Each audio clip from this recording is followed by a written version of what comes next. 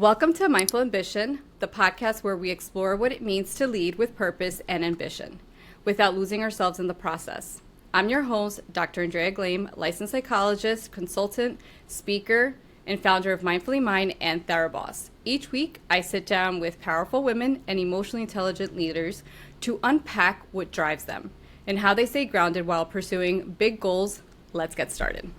Today's guest is a woman who's redefining leadership in an industry that hasn't always been a space made for women, let alone single mothers who lead with transparency and integrity.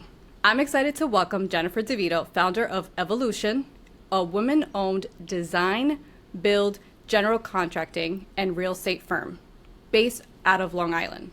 Jennifer's work sits at the intersection of construction, real estate, and entrepreneurship, bridging the gap between buying, selling, and renovating homes with clarity, education, and trust. As a single mother and entrepreneur, Jennifer leads in a male-dominated industry with a bold commitment to transparent pricing, real-time visibility, and client empowerment. Her business model isn't just about building homes, it's about restoring confidence in home ownership and creating systems that actually serve people. Jennifer, I'm so glad that you're here. Welcome to Mindful Ambition. Thank you for having me. I'm very excited. Awesome. So your company name, it's Evolution. It feels very intentional. Take us back to the beginning. What inspired you to build this business? And which gap did you see in construction and real estate that you felt you were called to fill? Okay, so this all started when I was 20, and Pulte Homes is a publicly traded home builder. They had just bought out the biggest builder on Long Island, and I was a junior at Stony Brook University, and I went to the internship fair, and they were there hiring for every position. So I got the internship, and I could have picked anything. I could have picked customer service, purchasing, construction, sales, and I picked construction. So I didn't go to school for this. My parents actually own a cesspool company, so I would work with my dad in the field doing cesspools and excavation, and my mom ran that business. So I'd work with her in the office. I liked being outside on the job sites, not in an office. So that's why I picked construction to try it. I asked them if I was going to be using a hammer. They said, no, you're going to be doing project management. I had no idea what that was, and I didn't ask any questions. I showed up at a job site in Mount Sinai where we were building 400 single-family houses, and all of these houses were in sequence. So when I would walk the job site, I could see these houses in all their different phases. So the way a house is built just makes very logical sense to me. So I picked it up really quickly. I stayed employed with them for 10 years while building this company. But I decided I wanted to flip my first house when I was 21. So that's a whole story in itself, how I got my private money, everything. But anyway, so I had a real estate agent who found me this house, and I bought it, and I fixed it up. I sold it, and that real estate agent made more money than me on that deal. So that's why I got my real estate license. So that's how this whole very smart. That's how this whole real estate and construction piece started. Then the other thing that happened when I sold that house was somebody walked into the dining room chandelier, and they were like, what is this room? There is no dining room in this house. And I was like, you're standing in it. So I decided to stage all my houses that I would sell. So I started getting a following of people, and they loved what I was doing. So that's how I built the contracting side of the business, because only one person could buy that house, but people needed a bathroom or a kitchen, and they liked my work. That's how I started that side. But that's also how I started representing buyers in their home purchases, because agents, I think, are one of the only salespeople that don't know about the product they're selling. They're not contractors. They don't know what's behind the walls. They don't understand the components. They don't understand the mechanicals, the framing, all these components that make up this product they are selling. So I think that a salesperson should be a pro in what they're selling. So how do you do that? To me, the only person who should be an agent is if you're a contractor, because then you can actually bring value to your buyer, and you can not only tell them what can be done, and if something doesn't look right, yes, you get a home inspector, but even that, they're looking at things differently than a contractor. So as a contractor, you can tell them, you could take this wall down. This is bearing. We could do this. Oh, don't worry if you don't like that. It can be done. But the key is we can do it and put the price to it. Because I don't know how, for so long, people are buying houses with no idea how much money it's going to cost them to actually make that house work for them. So that's the foundation of my business for buyers, is that our agents understand construction, and we can give you the estimate before you even put in the offer on that home. So you actually understand how much that house plus the renovations is going to cost you to make it work for you before you purchase it. So as you're speaking, I just thought of my entire experience buying my home and how that was exactly what happened. I mean, in that I was talking to a real estate agent, someone who was not, the expert necessarily in how the house was built or what needed to get done. There was a lot of things that I personally was not thrilled about. And I was like, okay, well, can we do this? Can we do this? And then along the way, my husband and I we ran into a little bit of hiccups, and we were like, okay, well, so we can't do that like we thought we could, and we were told we could. So yeah, you're right in that they're not the expert. And I actually never really thought about it that way. But you're right. They can't give me insight in something if they actually don't know how it's built to begin with. I mean, if you really think about it, right? I mean, taking it on the medical side, it's like performing surgery. Like, if you don't know what you're doing or where you're going, you don't know where you're going in through. So you might as well talk to someone who can tell you exactly what's happening, how things function, making sure that your house doesn't collapse on you if you take down a wall. Making sure that these things are in place. What did you have to unlearn? Let's go back. What did you have to unlearn about leadership or success when you stepped into entrepreneurship? I am in an entrepreneur group called EO, Entrepreneur Organization. It's a global organization, and I'm part of that, and it is predominantly men. So there were only ever a few women in the Long Island chapter, and it's been great. I've learned so much from everybody there, but the number one thing that happened for me during that was all of these, or not all of them, but a lot of the businesses that these other men owned were bigger than mine. And I work so hard every day to try to achieve different goals, get different places every day, try to, build this, do that. Every day I just work so hard, and I have been for 20 years now. And just seeing how their businesses were bigger in revenue. They had more revenue. They had more employees. They just were bigger in general. And it's what I want so badly and what I work for every day. That frustrated me so much. And it would put actually a negative energy into into everything that I was doing, because it was like I wasn't ever happy in the day because I never would get enough done in the day. So eventually I realized for me, because I actually did a presentation at that group, and my presentation was about that I was the entrepreneur like all of them, but I was also their wife. I was both of those roles as one person. So I was, yes, the visionary, the person that's just as hardworking as them, but I'm also the one raising 2 kids. And I realized that I just have to enjoy this journey. I am where I'm supposed to be, but I have to enjoy every single day. And it will take me longer to get to where I want to go, because I have these other obligations, which I'm also very proud of, and I'm happy that I do have them, but it does take away from this entrepreneurial journey. That's okay.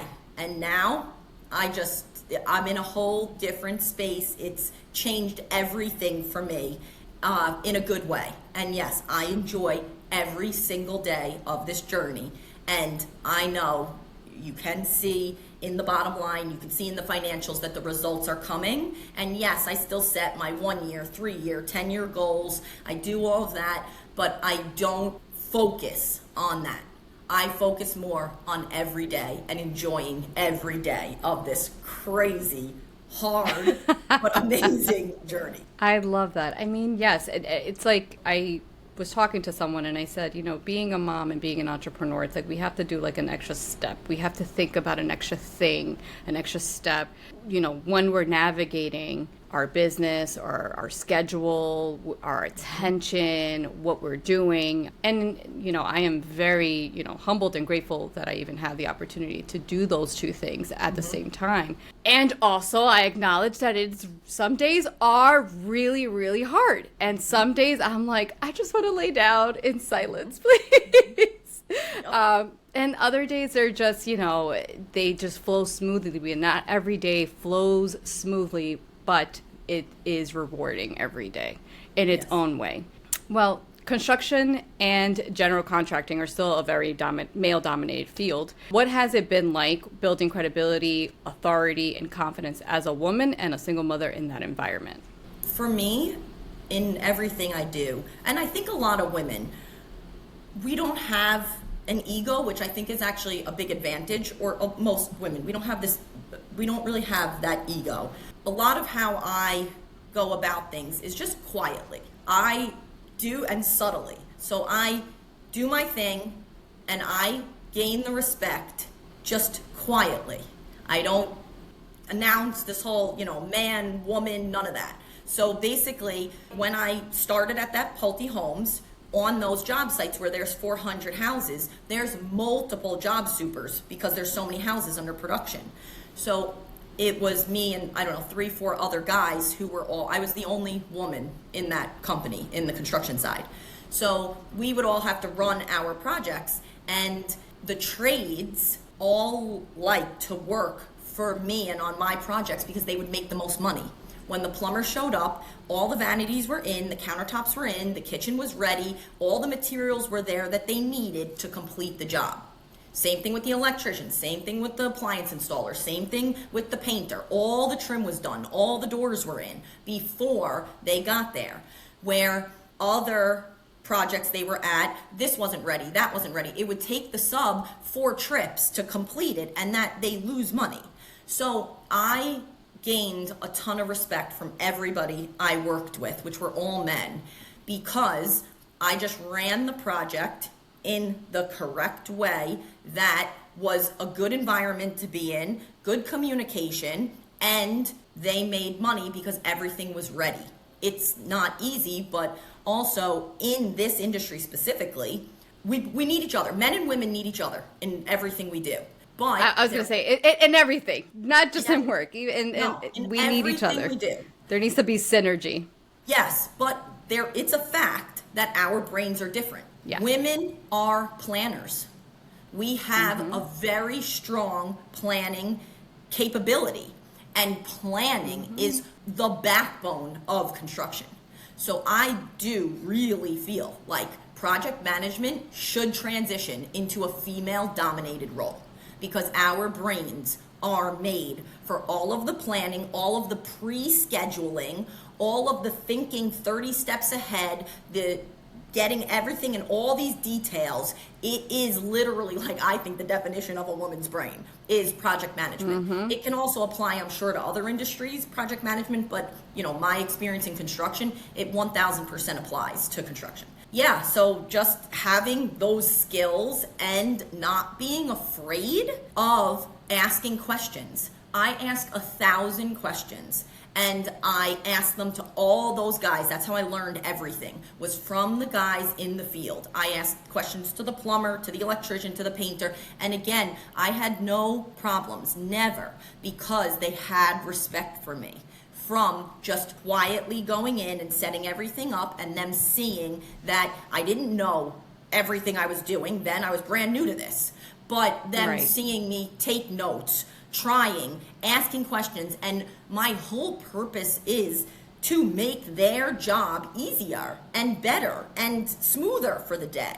And seeing that I cared about that just made the synergy great between us, and then that's it. We literally just all work together to complete these projects, and the communication between all of us and the questions and the learning and everything, it was great. And that's it. That's how I've done it all these years. And every new sub that I talk to, every new trade, they're all guys.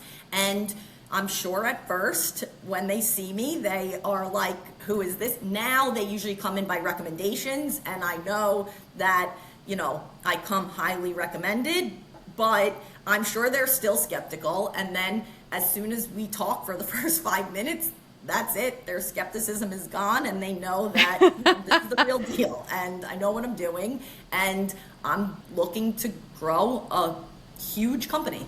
I love that. As you were speaking, I was thinking about like how us as women, we do have that superpower. I call it superpower. The way that we lead, the way that we do things, it is different than men, but because we're different than men is why it is our superpower, and why things can just be done differently. It doesn't mean that it's a wrong way of doing it. It's that we do it differently. We can be more efficient in different things. We can think 10 steps ahead. We can plan out things. I also find that we are easier to adjust in the moment about what's happening and be able to kind of put out fires in a different way.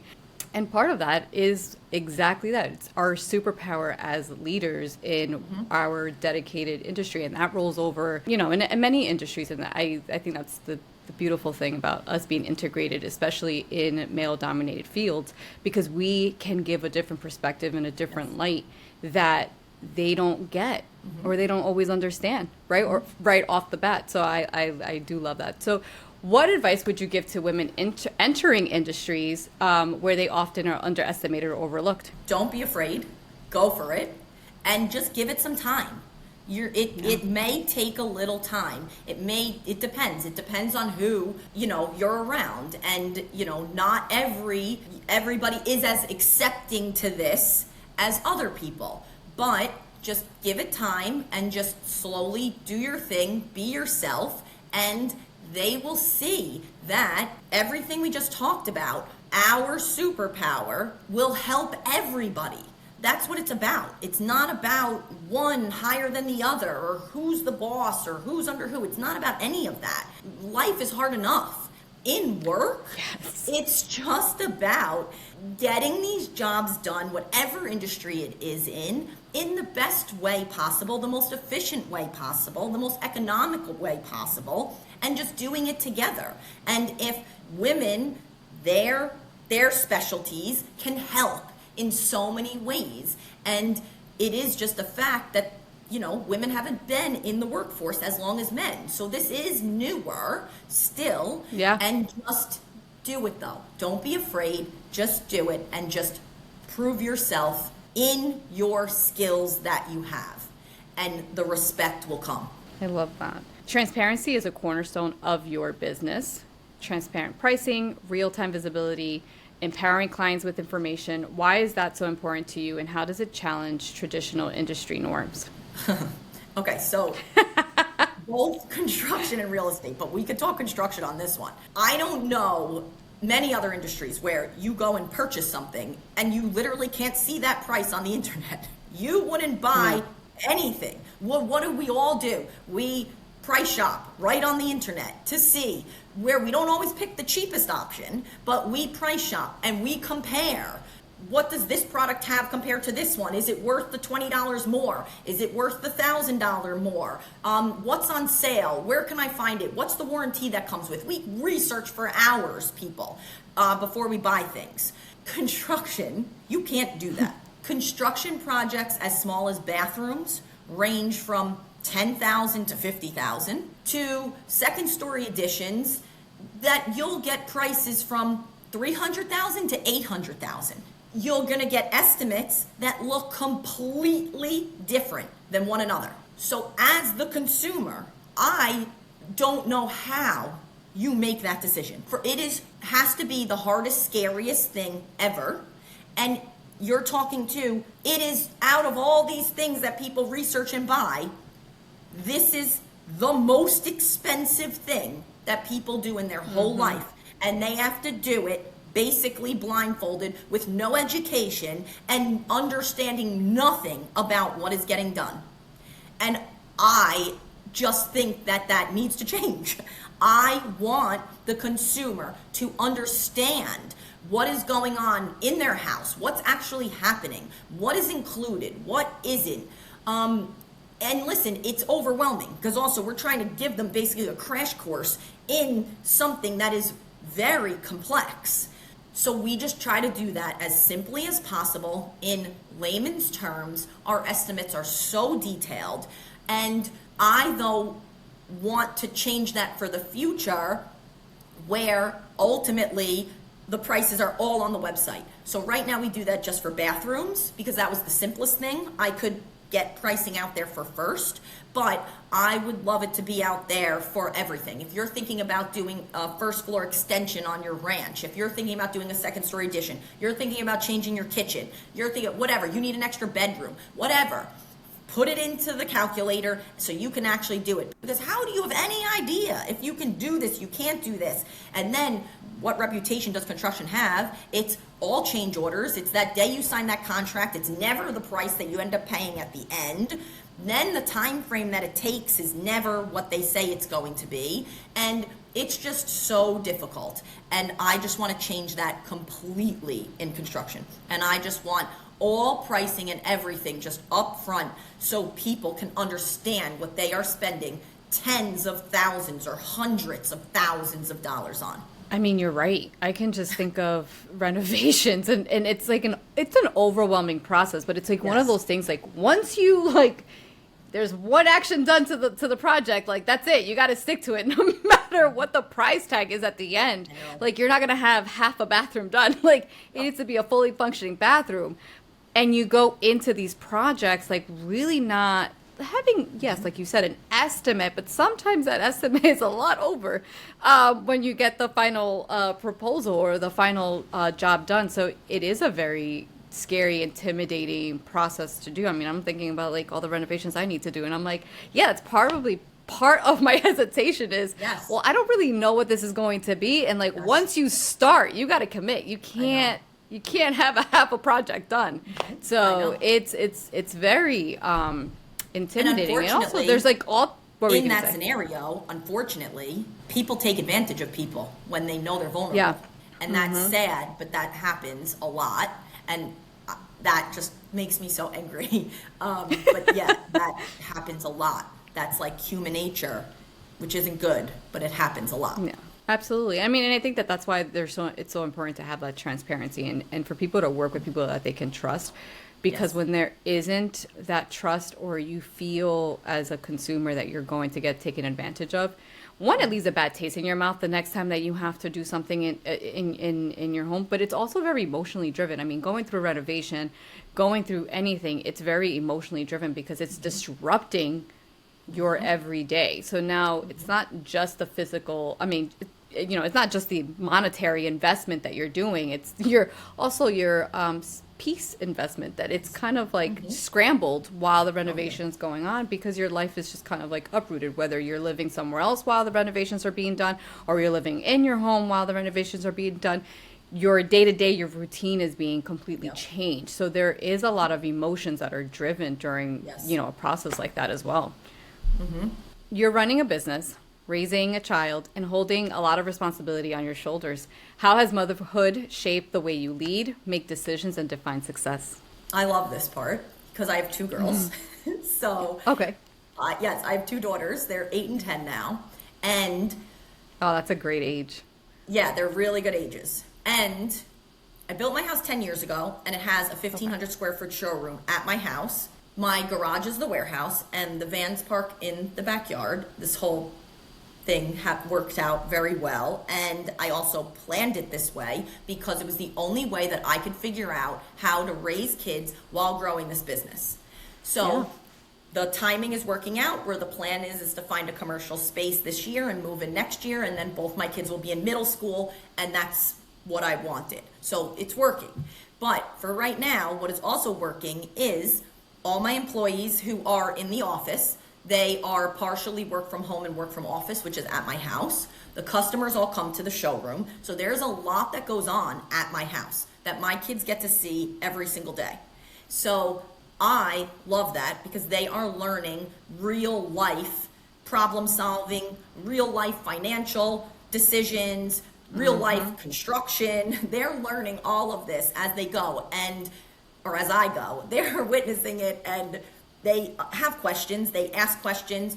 I love that the questions that they ask are, different, I'm sure, than what other people get asked because of what's going on. And I love when I hear them say something that is directly because of this different environment that I have them in. So a perfect example is I do love cars and I love Ferraris. And it's always those are great cars to love.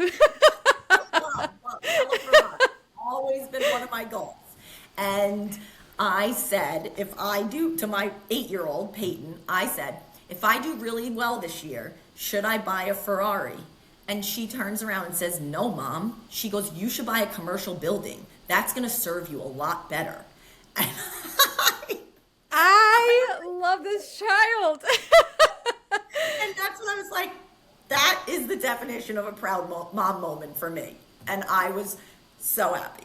And that's it. Those types of things happen on a weekly basis when they're not in their own activities and stuff. And those little things, they really define success for me. Those great mom moments that happen. My kids use Google Calendar, and I'm proud of that. They're 8 and 10.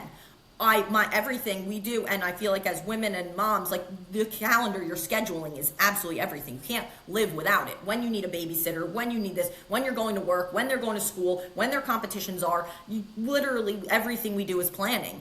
And I think it's a very good thing to know and understand. So my girls, we have a family calendar and that's it. They go by it too when they have dance, and their schedules change because they're on competition teams. So so they use Google Calendar. That's another one of my proud mom moments that they, at this age uses it. No, but I think, look, I love all of that because they're receiving a certain education that school is never going to teach them. You know what I mean? And I mean, as entrepreneurs, I don't know about you, but for me, went to school for all this time, and entrepreneurship was not at the top of, it's something that we can do as psychologists, and yet it's not anything that we're taught in the time that we're in school, which I think I feel like it should be some sort of like, concentration if people already know going in that they want to be a private practice owner, to be exposed to entrepreneurship, to be exposed to some business administration, management, and all these things so that they can have those skills. And in reality, just so many people don't have them. And so to have your girls kind of exposed to, well, this is how things run in the real world. I'm also getting my education. I'm also doing sports. I'm also doing all these other things, and I'm gaining all these other skills, but I'm also getting real world scenario skills every single day, because my mom is a boss and she has her business running and operating, and is also, we're here seeing it live. I think that's awesome. Oh, it's really cool. I love it. You should be a very proud mom moment all the time, because that is definitely awesome. So what boundaries or non-negotiables protect your energy as both a mother and a business owner? Working out. That working out has come, I did go through I went through a pretty bad divorce, and that working out started in that year of my divorce. And again, unfortunate things happen, but I always try to bring a positive spin to everything. And I think that divorce has led me to where I am today, and 1,000 different things that I learned from that. Personally, mentally, emotionally, I've learned so much. I'm a different person today than I was then. And the working out, there was this endurance event that we were signed up for, and I ended up doing it by myself. It's called 29029. 29,029 feet is the height of Mount Everest. And there is Jesse Itzler and Sarah Blakely, I love. as two entrepreneurs. I love them individually. I love them as a couple, as a family. They have 4 kids now. He is part owner in this company, 29029, and they rent out ski mountains, and you have 36 hours to hike up and take the gondola down, the equivalent to Everest. I hadn't worked out. I had 2 kids. I hadn't worked out since I was in high school. I played soccer, but then, whatever, and time flies, and then our bodies completely change in that time. And kids happen, and everything happens, and then it's Right. probably 18 years later that I'm signed up for this thing and really haven't. So I started doing the training and running and working out, and it was, again, did as much as I could in between my schedule, my kids, and going through this divorce. And I went to that event and I did it. And from that day on, I've done a lot of crazy things. I do like crazy. It just fits in with me. It's good crazy though. But I do some crazy things. I do some not so crazy, working out things. But when I was going through that, I knew that the physical pain that I was putting myself through was nothing compared to the psychological pain and the emotional pain that I was feeling during that time. So nothing could stop me. It did not matter how hard any of this stuff was. So it's really 90% mental, these things, and 10% physical. So I started accomplishing those, and I did more and more, and I did a half Ironman, and I done Hell on the Hill. I've done a lot of cool things that I love. That's awesome. Yeah, and that's it. So working out has become a staple, and I want to bring that to other people around me, which are in my office, are all women. So, and again, this whole thing of work-life balance, I think, is impossible. I think it's work-life integration. So my trainer now comes to me, and she trains me and all my employees on Mondays and Wednesdays. So that's how I get my workout in. They get their workout in. And it's such a great team building. It's great mentally for everybody. And it's great I just want people to, it's the healthiest habit that we all should have. It's easier said than done. But if I can bring that to other people and show them how it feels, even for those 2 days, because it's happening in the office and everybody's doing it, that's kind of like a little peer pressure, but I'm glad, because I think it's good peer pressure. Come join us. Doesn't matter if when you've worked out, you tweak the workouts for anything, any level, and that's it. And then, so that's what we do, and that is definitely my non-negotiable. I love that. I mean, I always say, like, working out is literally just a great medicine, and just being with yourself and, like, turning off, one of the things that, like, my husband, love him, but I know he's always on his phone when he goes to the gym, and I'm like, can you just, like, leave your phone, like, in the car or something, or put on Do Not Disturb? Like, if I know that you need your music, I get it. He loves music, but I'm just like, no, like, when you are working out, when you're doing your stuff, it is for you. That is not for anybody else. It's not for anybody else to infiltrate. It is for you to have your peace. There are fires constantly happening throughout the day. There is chaos that's going to be happening. You can't control any of that. And guess what? If you're trying to control all of these things while you're working out, you're taking away from your mental clarity that you can really just benefit from having, to be able to deal with the chaos that comes afterwards. And so working out is just such a great thing. And physical movement, I always tell people, like, even if you don't want to do a Mount Everest climb, right? But, like, do yoga, do some stretching, do some stuff that is not necessarily high intensity, but uses still movement of your body is so important. So just channel things out, be able to, like you said, release the things that are not serving you, and just be very intentional about what you're doing in that moment. Yes, there are some really crappy things that will happen in our lives, and some beautiful things that can come out of it. It's kind of, I say, like, lotus flowers. Lotus flowers are so beautiful, but they blossom out of muddy waters. The muddy waters is the things in our lives that we don't necessarily love, that we go through. And yet, if we didn't go through them, we wouldn't be that beautiful lotus flower that blossomed out of it, right? So we kind of have to channel some good things out of some not so great things. So much of your work centers on educating clients, helping them feel confident rather than confused and taken advantage of. Why is empowerment such a critical part of your mission? So we touched on this before, but I just go back to that. Home ownership is the American dream. And it is most people's biggest investment of their life. And I just feel that what really goes on is from the day that they start looking for a house throughout this entire home ownership life cycle, they lose money. And I just want to help people keep their money. Spend what you need to only, but keep your money. My real estate brokerage, I spoke about the buyer side. For years, I figured out that for buyers, how to help them. But I was like, what about sellers? This model has been the same for 100 years, and yet Zillow and Trulia came out there and disrupted the industry. And when you have a technological advance like that, prices are supposed to come down because there's been efficiencies that were brought. Prices have never come down in real estate, in what you pay agents. So one day in the middle of the night, figured it out. And I was like, a flat fee. Why are we charging sellers a percentage of the price of their home? We do the same amount of work if your house is $500,000 or $2 million. We do the same work for you. The only thing that is different is the pictures. And the pictures maybe cost $50 more because the house is bigger. So really, why? That's the way it's always been. It's crazy, but when you get a credit card, you get a packet in the mail. It's like 35 pages of all the disclosures and everything about the interest rates and everything about how it works.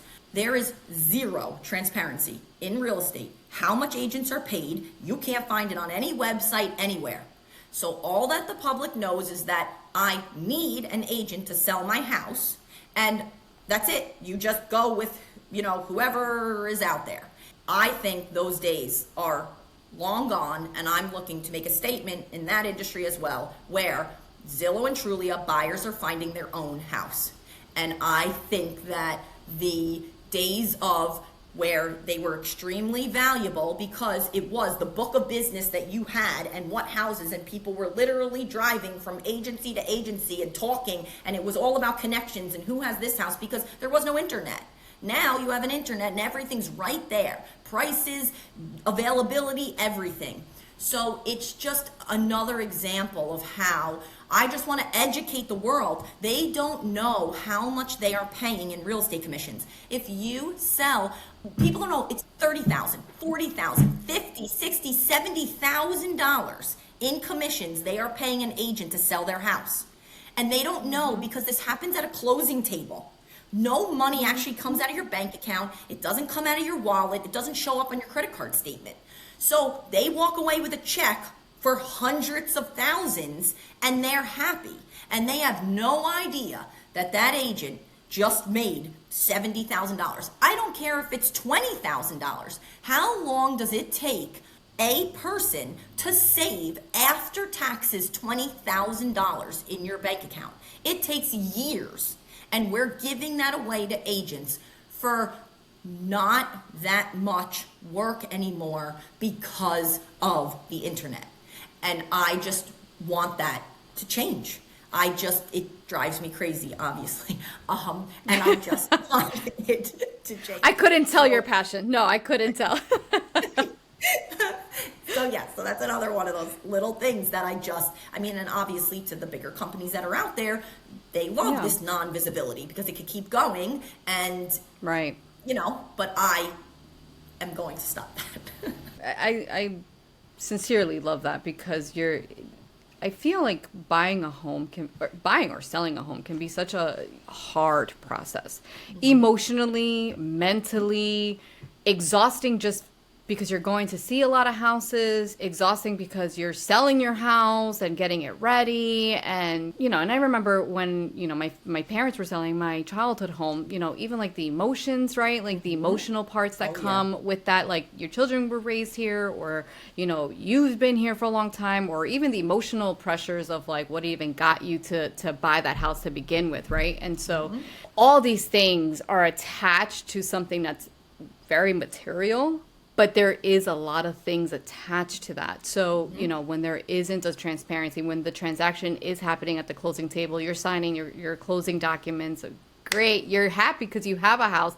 But behind the scenes, there's so many other things that are happening that you're not necessarily focused on, because all you can think of is, like, I just got these keys to get into this house, which is a great accomplishment. It's such a great milestone. Yes. And also, there's just so many things, like you said, that there's no real transparency with it until you're there seeing all these numbers on a paper, and you're like, well, what am I going to do now? I'm here. We're already here. We're just a signature away from 30,000 documents to have this house. So, and if you save $25,000, you could use that to renovate your bathroom. If you save, I just want people to. So that's where this whole idea of construction and real estate as one company, and it is just because. What's the number one question we get? Should we buy? Should we sell? Should we renovate? How do you figure that out? And I just want that to be, you come to us, you come to our offices, and that's it. That's what we do. And then we can help you on, with the buying and selling, or we help you with the construction, and we plan the reno while you're under contract, if that's what you do. It doesn't matter if you're buying or selling and you just need construction. We just help you with construction, but just anything to do with the home. I just want to help people so they don't lose money and make mistakes anymore, and unintentional mistakes, because how do you know? It's another class that I think schools should touch on just a little, but that doesn't happen either. So I just want to help people. Let me ask you this. What does success look like for you now versus when you first started? Definitely more living in the moment, more just little things that happen in a day. A lot happens in every day. A lot. I mean, the past 2 weeks we just hired 6 people, bought 2 vans, like crazy stuff. So a lot happens in a day for me. But those just little things that happen mean a lot more to me than, the profit, than the revenue, than that. I don't think about that in the day anymore. I like the little things that happen, whether it's something with my kids, whether it's another woman I met this other woman the other day. She came by for an hour. She wants to start investing in houses. I talked to her for an hour and she left there like do it, go do it, do it, do it, do it. Like, if I can impact somebody, if I can influence somebody, if I can show them that this is possible, that anything is possible, if I could teach somebody something, and a lot of these things happen unintentionally. People who I'm around, that's it. I don't know, this is me every day, and those little things that I hear in a day matter so much to me, and I'm really, really, really happy and grateful that I could be that person to a lot of people. That's awesome. Well, now let's do our little quick fire clarity round. You ready? Yes. Just say whatever comes to your mind as I ask the question. Okay. So a value you lead your business with. Integrity. A leadership lesson you learned the hard way. There's a few of them. I'll pick, one thing that has been tricky for me is the balance of friendship and employment. That's been something that's been tricky for me, because I want to talk to you. I want to help. But what I'm seeing now is, as we're growing, that I have less time for that, like on an intimate level. So I don't want to hurt people's feelings. So I've had to kind of work on that balance of friendship and leadership. My leadership style is friendly, but I'm working on letting those lines blur, because, like I said, I don't want to hurt anybody's feelings, but I can't be everywhere. So I've had to be purposeful with the time that I spend and where and with who I spend it. So finding that balance, that's very important. A boundary that changed your life. Working out. A belief about women in business you're actively rewriting. That women can do it. You hear all the time that behind every successful man is a woman. And I don't want that anymore. I want the woman to be her own story and her own star of her own show. And whatever that looks like, whether it's you found something so cool that you love and you do it on Etsy and you sell 1,000 units a year and that just brings so much joy to you. It doesn't matter the size of this thing that you do. I just want women to do it and see that they can and go for it. It is going to be hard. I'm not going to say it's easy. It is not easy. Nothing is easy. But the reward that you get from doing it and mentally what it does for you, having a purpose every day, it just makes you a better person. When you're constantly living behind somebody or behind the scenes, when you think you should be somewhere else, you're not living to your potential. And we only have one life. And I just want women to go out there and just go for it.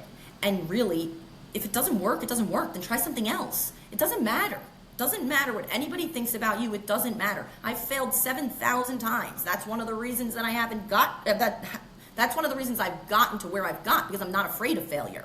There is no playbook for this. Every single one of those failures is a lesson. That's it. I went to college. It didn't teach me any of this. So don't be afraid to fail. And this is how you learn, and enjoy it. Enjoy. It's crazy, but if you can switch that mindset and enjoy the failures, because that's your lesson of where to move next, then just embrace it in that way. It's a mindset shift. If you can change the way you think about things, it will take you so much further.